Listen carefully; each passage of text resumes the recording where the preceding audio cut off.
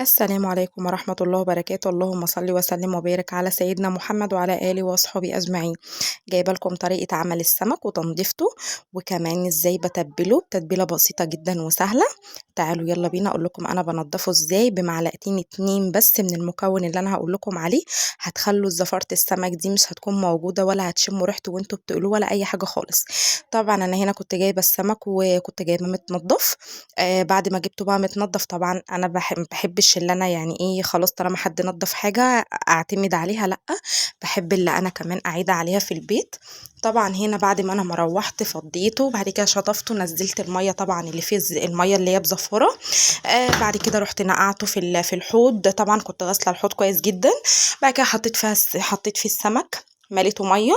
بعد كده حطيت ليمون، 4 ليمونات كبار، وشوية من الخل صغيرين جدا، وشوية ملح صغيرين قوي قوي مش كتير، عشان الملح ما يهرش معايا الفيليه ولا يهري معايا السمك البربونيا ولا المرجان، لان انتوا عارفين لحمه خفيف جدا.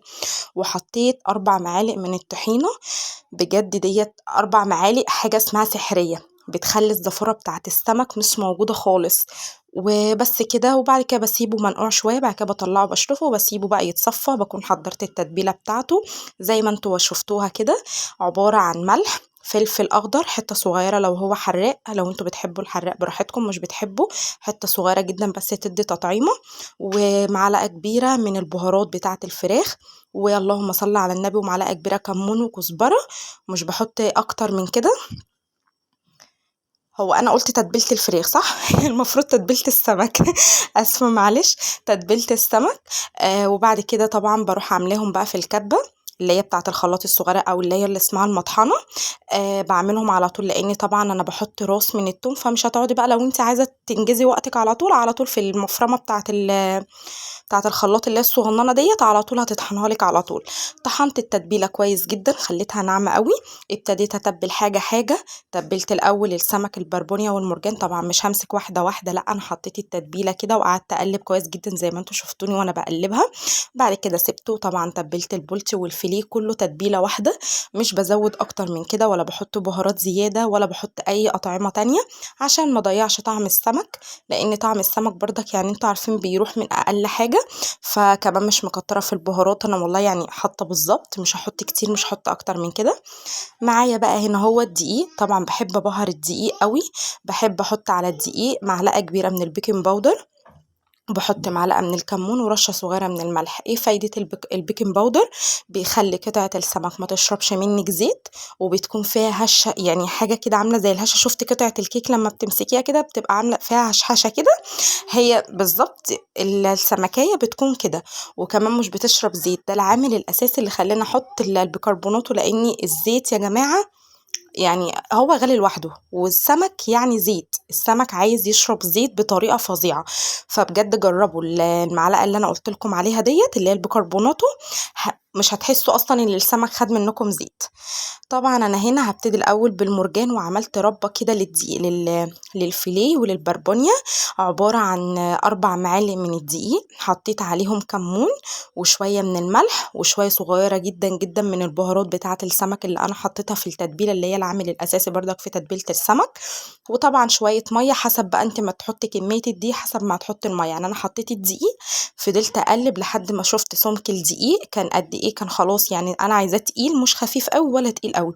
زي ما انتم شايفين كده، انا كده كنت قلبته كويس جدا. همسك اول قطعه بربونيا. بصوا انا عايزه الكفر يكون ماسك في السمكيه.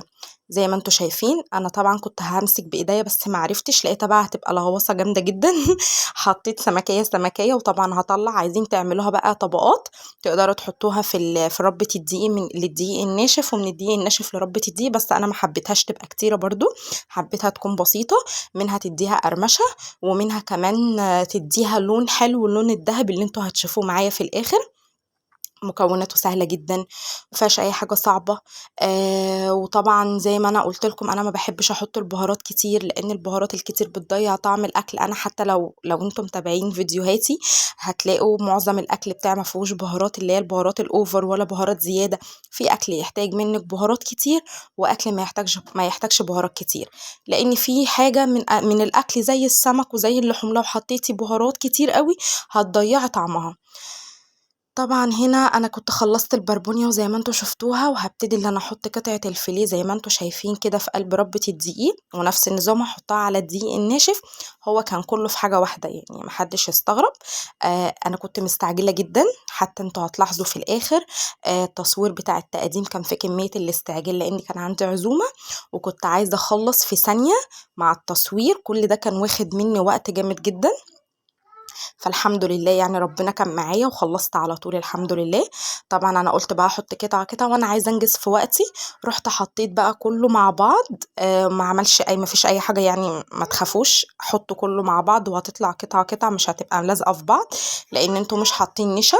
النشا لو حاطين نشا في قلب الربه ديت هتلاقوا كله بيمسك في قلب بعض، بس انا مش حاطه نشا. طبعا انا هنا كنت خلاص يعتبر اللي انا خلصت الفيليه. هبتدي بقى اللي انا هعمله في قلب الدقيق. بصوا هتلاقي فيه كده الدقيق عمل زي ايه نعكشه كده من بره، هي دي اللي انا عاوزاها. هتيجوا بقى تقلوا قطعه الفيليه هتطلع معاكم زي بتاعه بره بالظبط. حابين تضيفوا، وطبعا بقى زي ما انتوا شفتوا كده زي ما انا ما قلت لكم، هبتدي بقى كده اللي انا هبدره بالدقيق وهعمله كويس جدا. هخلص بقى الكمية كلها واسيبها شوية طبعا عشان بس ايديا كانت كلها طبعا دي زي ما انتوا شايفين. هغسلها الاول وبعد كده ابتدي اللي انا اقلي.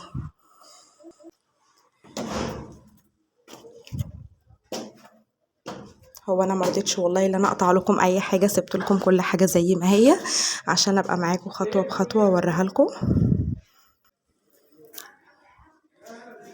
وادي بقى هنا كده كنت انا خلصت الفيليه وخلصت البربونية والمرجان.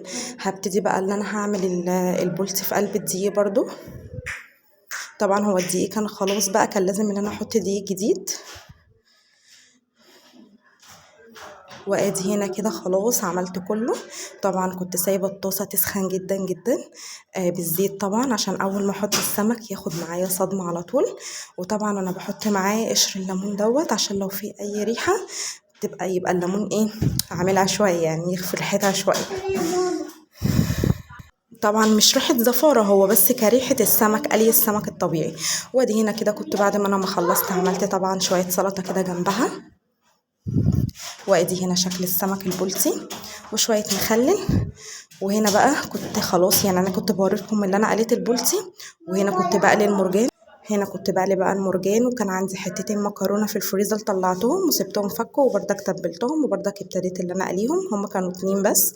وادي هنا الرز الصياديه زي ما انتم شايفين انا بحب لونه غامق كده. طبعا حطيت لكل واحد في الطبق اللي هو عايزه. وادي هنا التقديم بتاعي. اشوفكم على خير واقول لكم السلام ختام.